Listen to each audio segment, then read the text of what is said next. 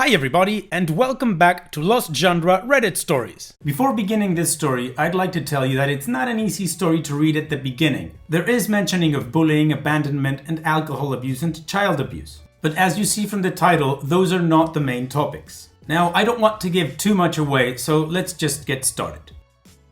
This post is from the subreddit Confessions, and it's by user My Time to Confess. I married my wife because I owe her family around $10,000.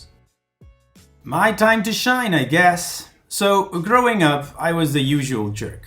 My dad left me when I was around 6, my mom was an alcoholic and abusive, and I basically was living in a dump with her. Life sucked like crap.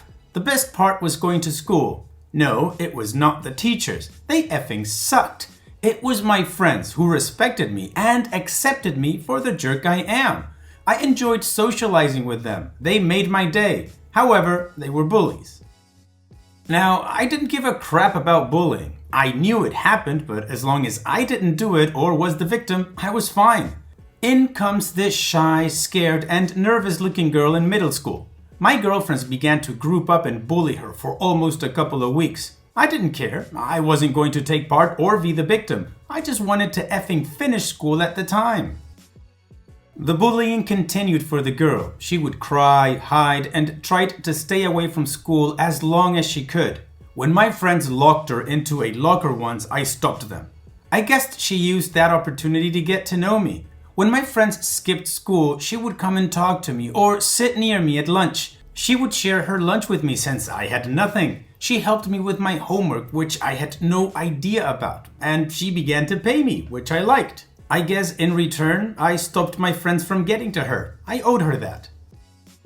As years went by, she invited me to dinner with her parents. We would hang out together and she'd pay for everything, which again, I liked. I liked her, but she loved me, if you know what that feels like. As time continued to go by, I got my driver's license at 17. The problem was that a car would cost a lot of money, and insurance for a young person like myself was a lot. So I asked her parents for the money, saying I will pay them back. I knew they would say no. They should have said no. Everything would be so different if they did. But they said yes and bought me my very own car. After that moment, I realized that I had to take care of their daughter, at least until I paid them back.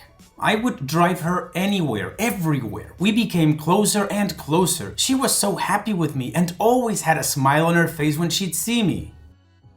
It was her that kissed me first. It was her that brought me to her church. It was her that proposed to me. And it was both of us that got married to each other and gave each other our virginity. We've been married for 10 years tomorrow. I still owe her parents for the car and owe my wife all the cash she gave me. I like her, but she loves me so much. I've never cheated on her or even thought about it.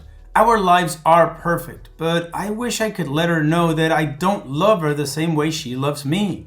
To conclude, I work a minimum wage job and my wife is a teacher. We don't have kids. She loves me so much, but if I could take it all back, I would.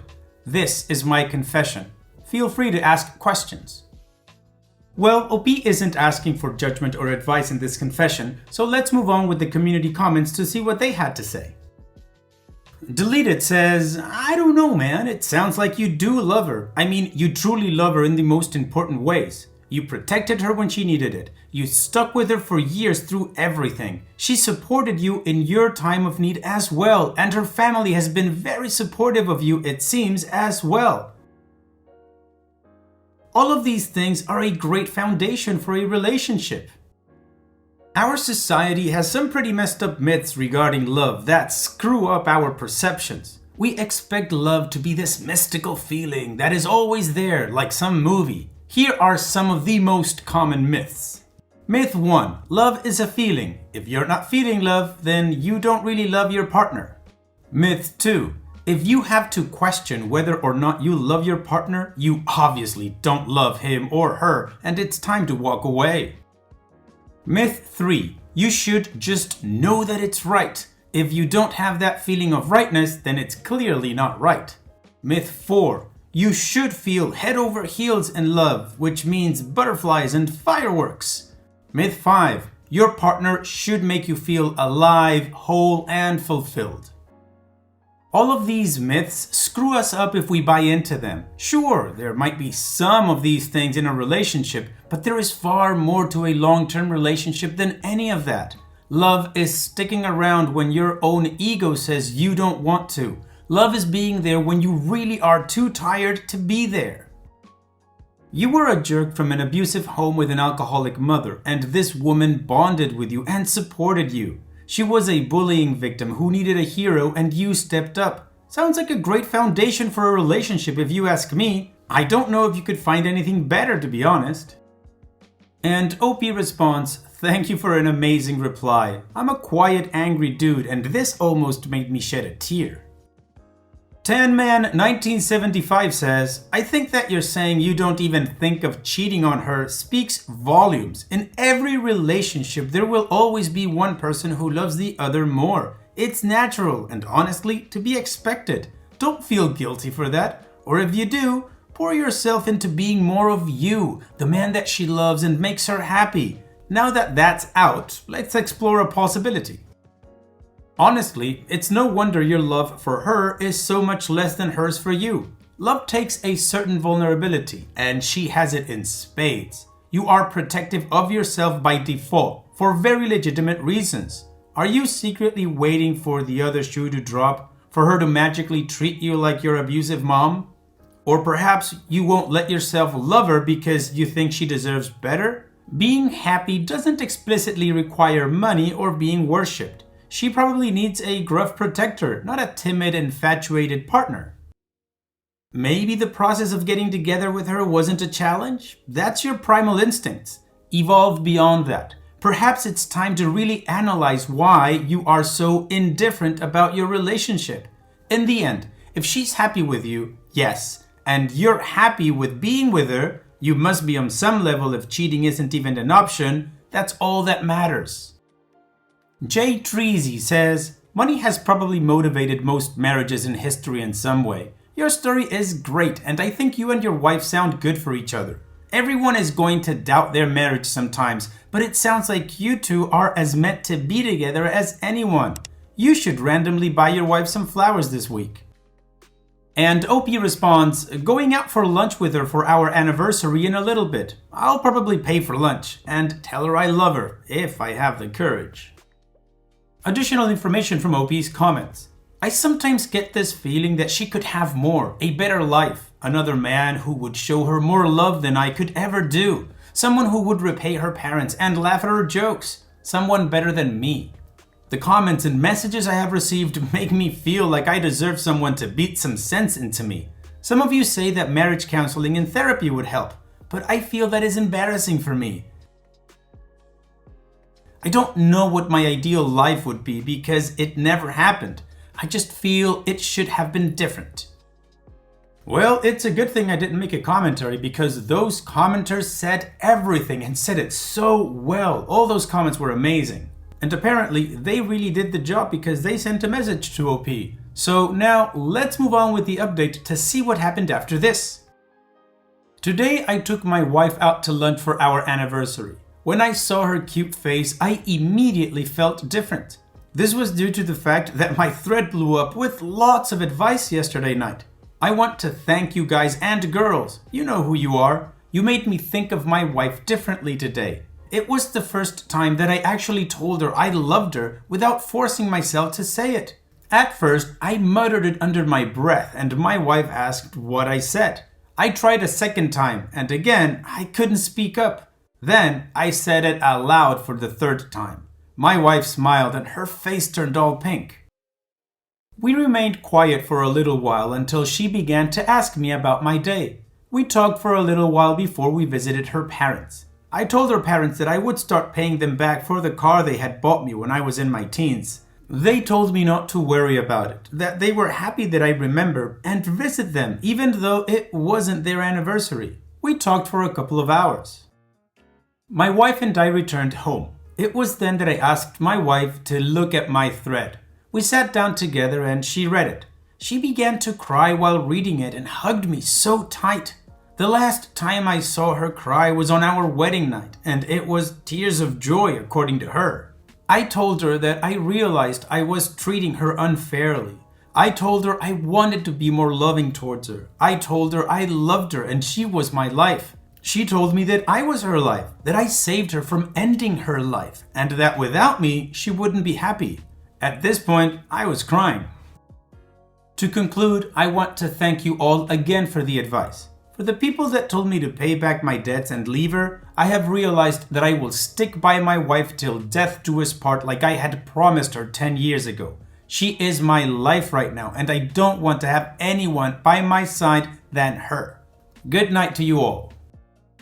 Well, it sounds like the community advice really gave OP a different perspective or different take on his relationship and his marriage, and he took it in a very positive way, and that's great. So OP, I wish you and your wife all the best. Thank you so much for sharing your nice story, and take care. Now, let's move on to the next post. This post is from the subreddit Malicious Compliance, and it's by user Frostbite. If you don't like the way we do things here, you can leave. Okay. This is a little long, sorry. When I was in college, I worked for a mobile carrier in a mall. For a young person, it was great money. I was the assistant manager, which was a fancy way of saying I was in charge of most of the store paperwork. One morning, I opened by myself and a guy approached me asking for a specific phone and kept balking at the price, asking if I could cut him a deal. I was confident we were by far the cheapest in the area, so I told him, if you bring me a better deal, I'll beat it. The guy does another lap, talks to other stores and comes back. Come on, there is nothing you can do? Can I just get a case? I smile and say, sorry, that's the best I can do today. But can I get your number in case we get a sale that brings the price down? This sometimes actually did work. His entire demeanor changed and he handed me paperwork out of his bag that showed me his ID. He was from corporate LP, Loss Preventions.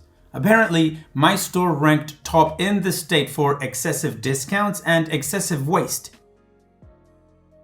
He then hands me a document showing all of my friends and family discounts. So I flip open my phone, yes, it's still flipped, and showed him all the names on the list are on my phone, thus our friends and family.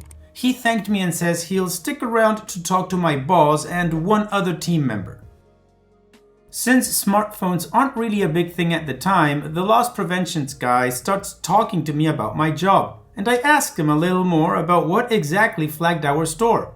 Turns out, the other two people he wanted to talk to had more than 30% of their transactions marked with that discount code, and our store seemed to lose lots of inventory. Store practice was that if you open an accessory and it was damaged in shipping, you just throw it away and grab another one. Turns out there is a process you need to follow. He showed me the form and said, you really should be between X and X a month to be considered average. He then interviews my boss and coworker who couldn't prove that their discounts were accurate and they were let off with a stern warning. From then on, I took the responsibility of tracking inventory and warning the team when we were getting close to the monthly limit. Like a miracle, cases stopped breaking for the rest of the month with these announcements. Fast forward and I opened by myself again one morning. An older gentleman approaches me and starts screaming at me about being a heartless bastard and asking, how the hell can you do this to people? I look at him puzzled. Sir, I have no idea who you are, so you can't possibly be mad at me specifically. Let's go sit over there and have a quick chat. As soon as we sat down, I look at him and he starts crying and shaking. I don't know what to do. I'm going to lose my house. He goes on to tell me his son had gotten 10 free phones from my store and the monthly bill was roughly $800 plus tax. Sir, if your son started an account with us, there is nothing I can do without him coming to the store. The dad shows me a photo in his wallet and explains that his son lives in a home because he's too old to take care of him. He's visibly disabled. He was already barely getting by paying for his house, plus his son to be taken care of. My heart dropped as I figured out what had happened. My coworker had sold the phones to his son while they were on a mall outing with his group home. Furious, I go back to the store and void the entire order. I instruct the dad to bring me every phone he can find. Anything not in the store that day would be marked as stolen. I write up the inventory report and mark all of those phones stolen for the time being. My coworker comes in and I say, "Don't bother clocking in. I saw your order from last night. Just know that it's voided. If you pull anything like that again, I'll make sure you're fired. Take the rest of the weekend off." He argues for a moment but leaves. 25 minutes later, and early for his shift, my boss shows up saying he heard what happened. I show him all of the paperwork and explained what I did to solve it. Irritated, he looks at me and says something like, "You know you can't do that, right?" And then argues with me that I had no right to void the order and the contract was the contract. Confused and angry, I say, "Look, I will not sit by and allow people to be taken advantage of like that." To which he replies, "If you don't like the way we do things here, you can leave." Shocked, I walk back into the store where he tells me he is taking care of all the paperwork to fix my mess. Quietly, I rip up my inventory report with a smile and tell him I'm leaving for the day. I call a friend who said, "Why don't you just get an IT job?" What I was going to school for. He then calls a recruiter and sets up an interview for the next morning. Boss's little push gave me the drive to just go for it. I nailed the interview and get the job. My now ex-boss texted me shortly after and said, "Hey OP, you're late." To which I replied, "No, I don't like the way you do things there." Silence. Fast forward a few months and both the boss and the co-worker were fired for theft. You see, with the unexplained missing phones and with no one watching inventory, loss preventions quickly took interest in the store again. Turns out the broken cases were actually team members giving away inventory to close sales. So when I was there balancing inventory and giving warnings, it was letting them know just how much they could steal and get away with it. Without me there, they just did whatever the heck they wanted. From what I hear, they were escorted out by security and all. So in the end, I was pushed to start the career of my dreams, and they have a record.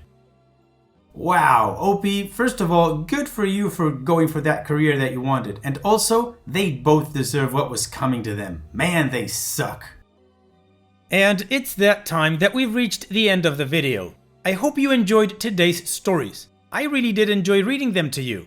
So if you did, then don't be shy and go ahead and give the video a like. And don't forget to subscribe or even share this video with people that you might think will enjoy my storytelling. Also, if you have the time, go down to the video description and check out all the links I have for you, from our Discord community to my channel merch. And finally, I'd like to say thank you for watching. It really means a lot to me that you enjoy my videos. And having said all that, I'll see you guys in the next video.